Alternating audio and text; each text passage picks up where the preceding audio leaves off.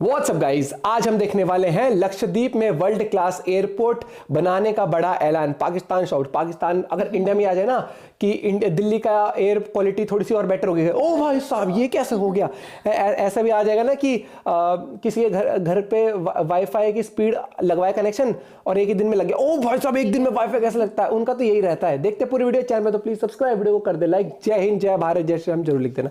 1 2 3 गो। मालदीव से तनातनी के बीच बड़ा फैसला, लक्षद्वीप में नया एयरपोर्ट बनाने की तैयारी। लक्षद्वीप के अंदर अब एक और नया एयरपोर्ट बनाने का भारत सरकार फैसला कर रही है। बता दें कि किस तरह लक्षद्वीप के अंदर नया एयरपोर्ट बनने जा रहा है। प्रेसिडेंट मिमिया रहा है, उनका फॉरेन मिनिस्टर गिगिया रहा है, किसी को नहीं पता क्या चल रहा है, सब लोग माफिया मांगते फिर रहे हैं। एयरपोर्ट होगा ये ना कि सिर्फ पर्यटकों को बल्कि एयरफोर्स के लिए भी बड़ा फायदेमंद होने वाला है। उसका सीधा सीधा लाभ जो है वो एयरफोर्स को भी, जो है भारतीय एयरफोर्स को भी पहुंचने वाला है। जो बायकॉट मालदीव की कैंपेन है, ये समझा जाता है कि उससे जो मालदीव की जो मईशत है, जो टूरिज्म इंडस्ट्री है, उसको खासा नुकसान पहुंच सकता है। मोइजू का बज गया बाजा, मंत्रियों की बज गई बीन।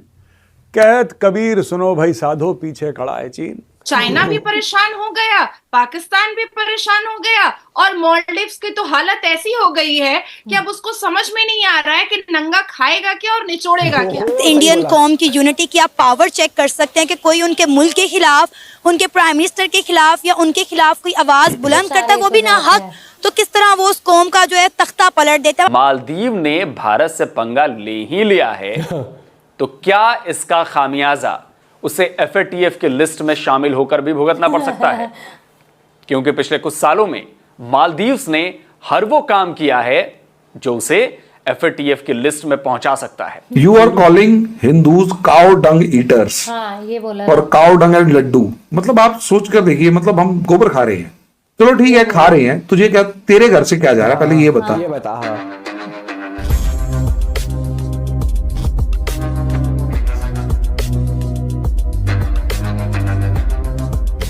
नमस्कार दोस्तों, आप सबका स्वागत है हमारा YouTube चैनल पे। दोस्तों, मालदीव्स और भारत के बीच में एक बड़ी लड़ाई तो स्टार्ट हो चुकी है, लेकिन इसमें सबसे ज्यादा फायदा भारत का लक्षद्वीप आइलैंड को होने वाला है और वहां के लोगों को होने वाला है, क्योंकि दोस्तों अब भारतीय सरकार और दुनिया भर के काफी सारे बड़े बड़े देश लक्षद्वीप में इन्वेस्टमेंट कर रहे हैं। रिसेंटली आपने देखा होगा इजराइल ने लक्षद्वीप में डिसैलिनेशन प्लांट लगाने का ऐलान किया है। और दोस्तों अब भारतीय सरकार ने एक बड़ा ऐलान किया है लक्षद्वीप के लिए, और वो ये है कि लक्षद्वीप में दूसरा एयरपोर्ट भी बनाया जा रहा है, जो कि ये काफी बड़ा एयरपोर्ट होगा पिछले एयरपोर्ट से। दोस्तों ये एयरपोर्ट हमारे कमर्शियल पायलट्स तो यूज करेंगे ही, और इसके साथ साथ हमारी इंडियन एयरफोर्स भी इसे ऑपरेट करेगी और हमारे फाइटर जेट्स भी लैंड किए जाएंगे। इसके बाद से दोस्तों मालदीव को तो एक बड़ा झटका लगा है, इसके साथ साथ पाकिस्तान और चीन को भी बड़ा झटका लगा है। तो चलिए इसी पर आगे पाकिस्तानी मीडिया का रिएक्शन देखते। जब अपनी पाली हुई बिल्ली म्याऊं बोलने लगती है ना और काटने के लिए उठ जाती है, तो ज्यादा कुछ नहीं करना चाहिए, सिर्फ दूसरे दिन उसको दूध का प्याला नहीं देना चाहिए, बस बात खत्म हो जाती है। जाहिर सी बात है, जब मोदी जी के गवर्नमेंट में जब मेड इन इंडिया इस पूरी दुनिया में छा सकता है, जब वेड इन इंडिया मोदी जी की बात मान के की जा सकती है। और देखिए आमिर खान की बेटी की शादी हमारे भारत में ही हुई है, कोई विदेश में जाकर के नहीं हुई है, तो जाहिर सी बात है ना कि लक्षद्वीप तो बहुत खूबसूरत है, मालदीव से बहुत खूबसूरत है।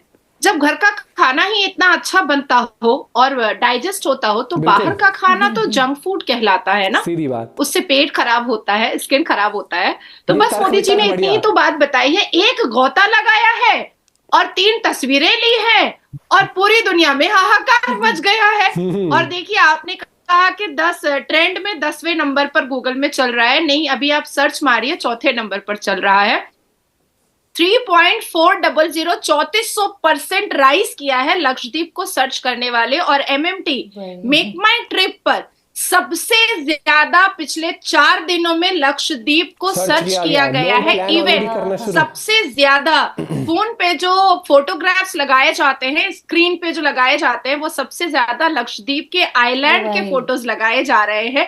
ये वर्ल्ड रिकॉर्ड बना है, वर्ल्ड रिकॉर्ड। अब मैं आती हूं आपको बोलने के लिए कि देखिए मालदीव्स हमारा पाला हुआ एक पपेट टाइप से था, हमारे पास मेडिसिन नहीं है, ठीक है दे देते हैं भाई।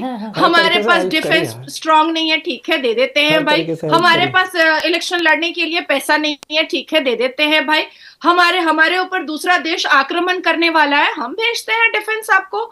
हमारे पास इस टापू से उस टापू में जाने के लिए, आइलैंड पे जाने के लिए बहुत सारी सुविधाएं नहीं है, हम नेवीज भेजते हैं। हमारे पास खाने को नहीं है, हम भेजते हैं। हमारे पास बिजनेस नहीं है, हम टूरिस्ट भेजते हैं।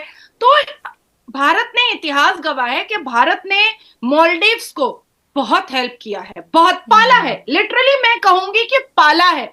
और जैसे ही सरकार बदली, वैसे ही उन्होंने ऐलानिया कहा रंग बदल कि लिया। भारत की आर्मीज यहां से हटाई जाए। तो देखिए, हम दोस्तों, आप क्या कहोगे इस बारे में? ये जो नया भारत है ना, ये तो लड़ना, खून बहाना, ये सब तो कभी चाहते ही नहीं है, क्योंकि कट्टर हिंदू है ना हमारे भारत के मोदी जी, प्रधानमंत्री जो है। तो ये सब मुहर्रम का अखाड़ा और ये खून की नदियां, ये सब पसंद नहीं आता है मोदी जी को। तो बस उन्होंने सिर्फ 3 पिक्चरें खिंचवाई और जाकर के स्कूबा कर लिया और वहां पर बैठ करके शांति से कुछ काम कर लिया और उसके बाद विजिट करके चले आए। मालदीव्स को अपने 3 मिनिस्टर्स को सस्पेंड कराना पड़ा, चाइना जाकर के मालदीव्स के प्रेसिडेंट को मिलना पड़ा, चाइना भी परेशान हो गया, पाकिस्तान भी परेशान हो गया और मालदीव्स की तो हालत ऐसी हो गई है कि अब उसको समझ में नहीं आ रहा है कि नंगा खाएगा क्या और निचोड़ेगा क्या। मालदीव्स को भारत से टक्कर लेने से पहले और भारत से पंगा लेने से पहले ये सोचना चाहिए था कि जिसका देश टूरिस्ट पर चल रहा है, जिसके देश की इकोनॉमी बूस्ट ही होती है टूरिस्ट से, और भारत से more than 2.5 lakh tourist every year जाते हैं। ये मैं 2022 की बात कर रही हूँ आपको।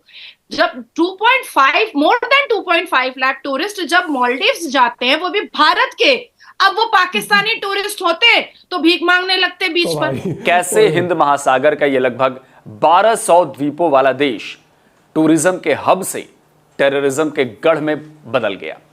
कैसे इस देश में अलकायदा से लेकर आईसिस तक की रिक्रूटमेंट्स और फंडिंग हो रही है, और कैसे फॉरेन टूरिस्ट यहां के रेडिकल एलिमेंट्स के टारगेट पर होते हैं।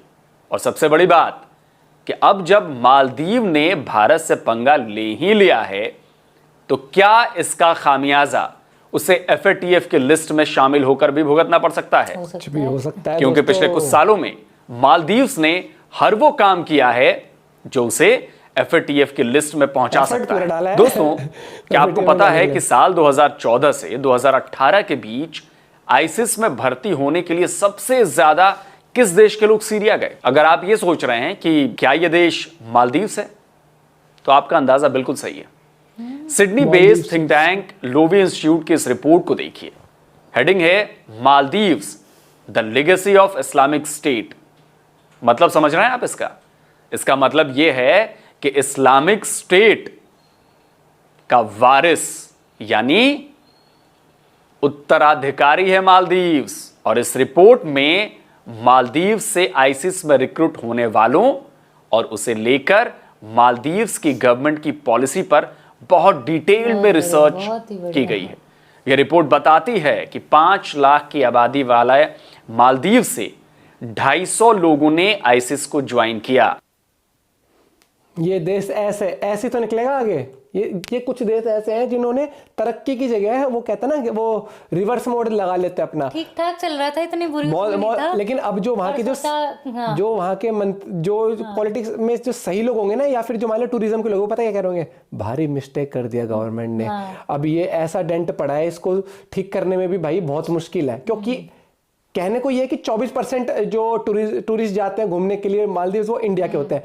लेकिन भैया इंडिया की इन्फ्लुएंस ऐसी है कि अगर मोदी जी की इतनी फैन फॉलोइंग है पूरे वर्ल्ड में कि अगर इंडिया अगर नहीं जाएगा तो बाकी कंट्रीज जो जाती है ना, बहुत सारी कंट्रीज जाना छोड़ देंगी। फ्रांस देख लो, फ्रांस की जो बेस्ट फ्रेंड इंडिया, इटली की देख लो, मेलेनी को देख लो, उनको तो ना सब और उसको पहले ही पता था मालदीव्स वालों को, तो पहुंच गए चाइना की, भाई अपने टूरिस्ट भेज दिया करो थोड़े हमारे यहाँ पर। अरे कितने दिन बुला लोगे, कितने दिन बुला लोगे, ये बता दो ना।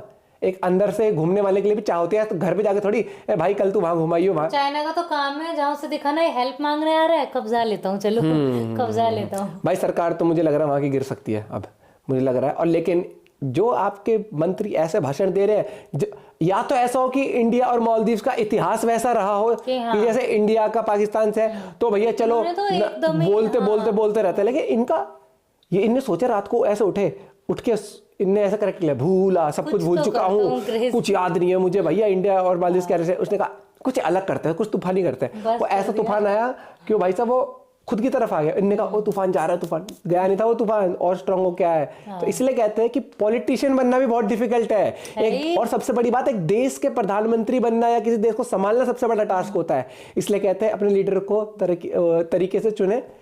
इनने जो चुना उनका देख लो क्या हाल कर दिया। और मोदी जी को देखो आप, भाई साहब जय श्री राम जय हिंद जरूर लिख देना। कहाँ से देख रहे हो आप ये वीडियो जरूर बताना, शेयर भी करना। इससे कहते हैं उभरता हुआ भारत और वो प्रगति की राह पर, कि मतलब आप नीचा नहीं दिखाया इंडिया ने कुछ बोल के, कुछ भी नहीं, वो चीज करी कि जिससे एकदम से वायरल हो गई चीजें। और इतने यार कंट्रीज वहां पर इन्वेस्टमेंट करना चाहती है। ताज ग्रुप कर रहा है वहां पर इन्वेस्टमेंट, इजराइल कर रही है। तो फिर तो ये पूछने तुम कौन हो भैया? मोदी है तो मुमकिन नहीं, सीधी सी बात है भैया। और मुझे लगता कोई और लीडर होता तो इतना कुछ हो पाता। हाँ। मिलते हैं आपसे वीडियो के साथ, बाय बाय, टेक केयर।